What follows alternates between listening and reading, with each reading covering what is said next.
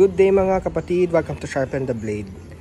I-share ko lang po yung katanungan na very debatable at nagkakaibang opinion ng maraming tao sa personal kong mga nakausap maging sa mga Facebook groups. Kailan nga ba dapat mag-change oil ng ating Honda Click 160 or scooters?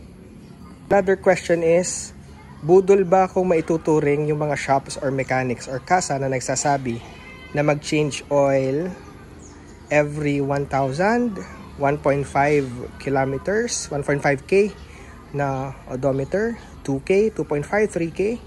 Is it considered na budol? Dahil sinasabi po ng ating user manual na every 6k ang ating change oil for Honda Click 160 at yung first change oil lamang ang magiging 1k, no?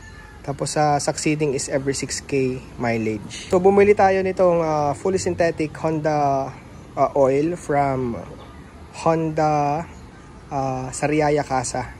So tinanong ko yung concern ko. Sabi ko kasi nasa user manual every 6k, nasa sticker din sa loob ng ating U-box ay every 6k yung pag-change oil. So sabi niya, yun daw ay para sa mga nag-a-avail ng voucher. So most probably ay yung free change oil natin kapag bago yung iyong model. Pero pag daw lapse na yon or beyond the usage of the voucher, ay gagamitin, mag-change oil ka na daw every 3k, 3,000 mileage. So what are your thoughts? Nabubudol ba tayo tuwing kailan kayo nag-change oil? Sino rin sa inyo nag-change oil every 6k na sinusunod yung nasa sticker or manual gamit ang fully synthetic? May nasisira ba? Sabi nung iba, nagtatalo-talo. Masisira daw kapag change oil. May every 6k magiging change all na instead of just changing the oil.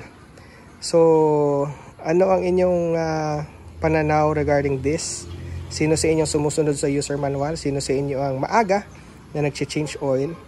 And for me naman, dun sa mga may pera at may kakayanang bumili ng oil na mas maaga, nasa inyo naman kung gusto nyo magpalit ng mas maaga kaysa sa 6k. Alright?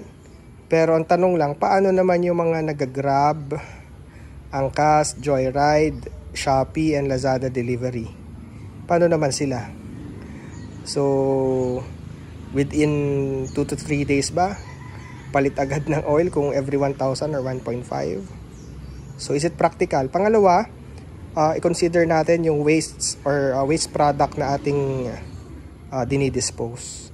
So, the earlier, the more na marami tayong nadidispose na oil na pwedeng maging pollutant. And reminder lang po, pakidispose ng ayos ng inyong mga used oil. Alright, so nabubudol ba tayo? Kung mas susundin natin yung sinasabi nila na 1k, 1.5, 2k, 3k? At sino yung sumusunod every 6k? Ingat po, ride safe, God bless.